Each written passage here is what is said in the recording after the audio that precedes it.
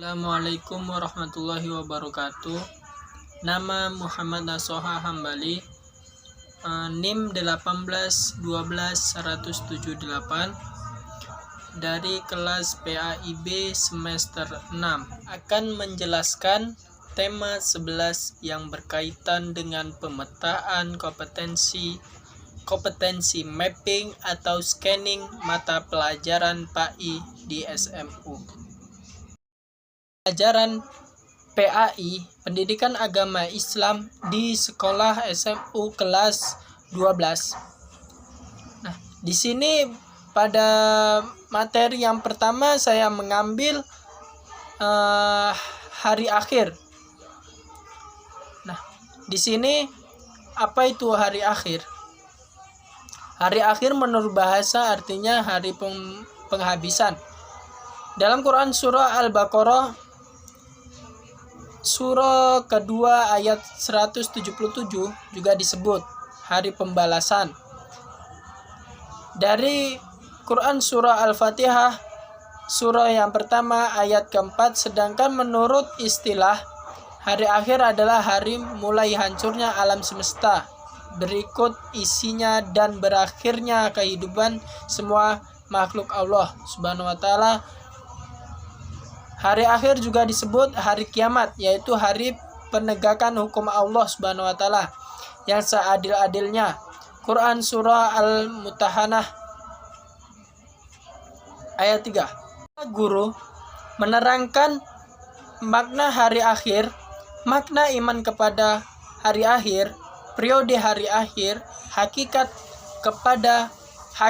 iman kepada hari akhir, hikmah beriman kepada hari akhir, dan menerapkan perilaku mulia. Nah, ketika itu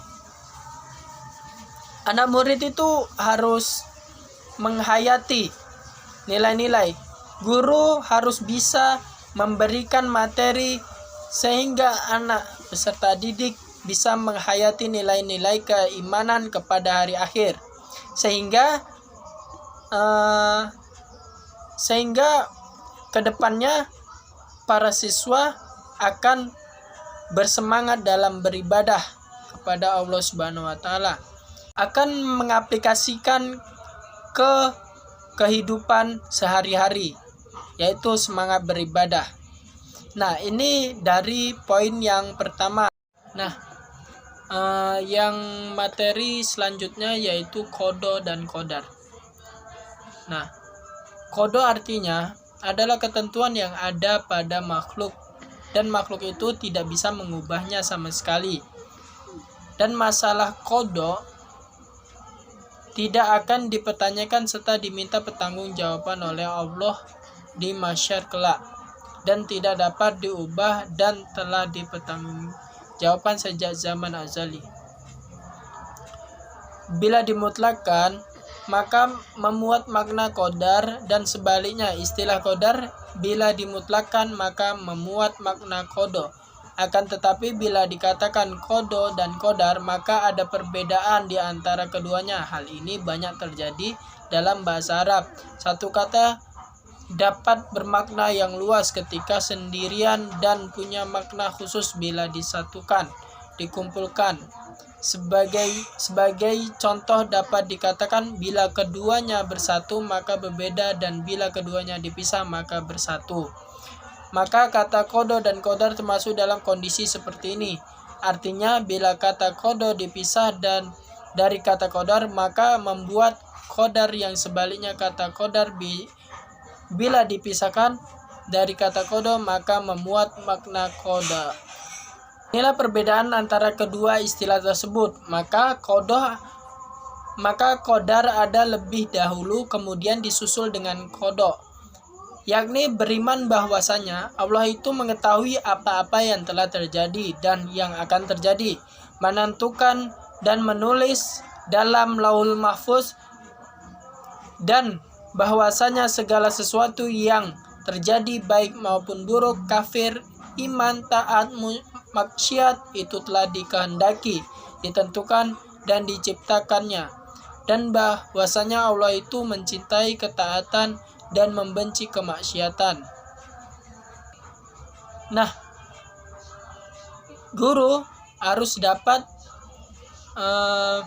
memberikan materi yang matang mengenai qada dan qadar.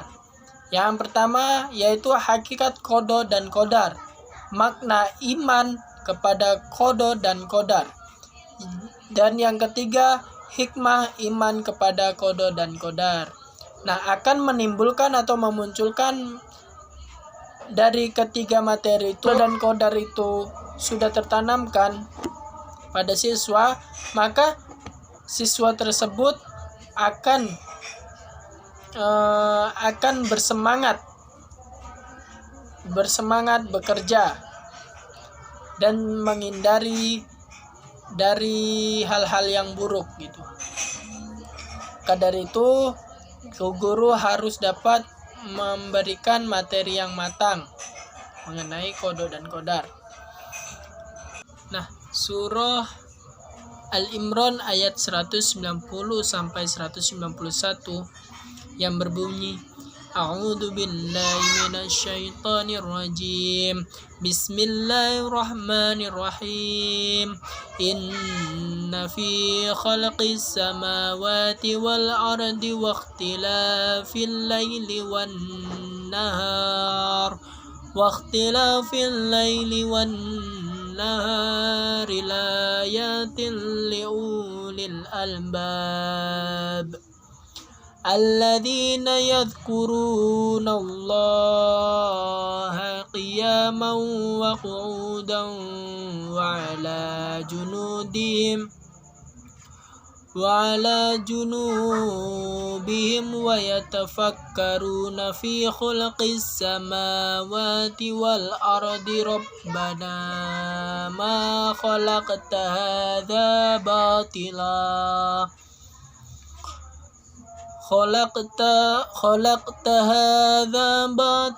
subhanaka faqina adzabannar. Yang artinya ayat 190,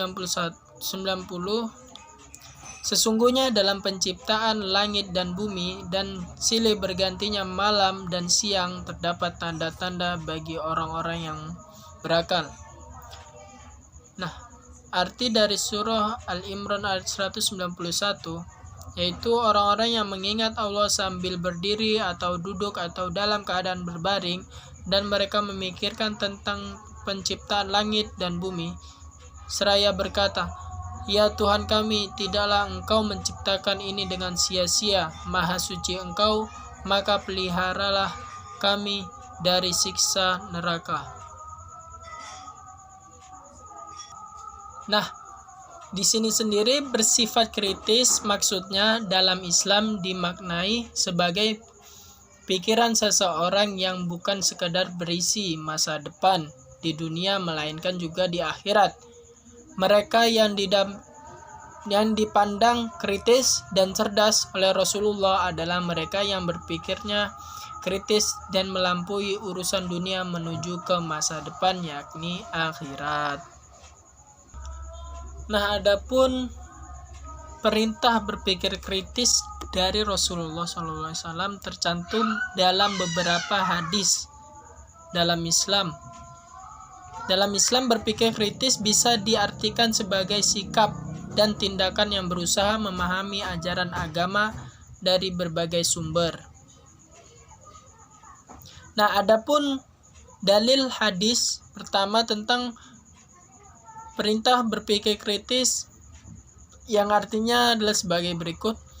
Dari Abu Ya'la yaitu Syaddad Ibnu Aus radhiyallahu an, dari Nabi SAW, beliau bersabda, orang yang cerdas ialah orang yang mampu mengintrospeksi dirinya dan suka beramal untuk kehidupannya setelah mati.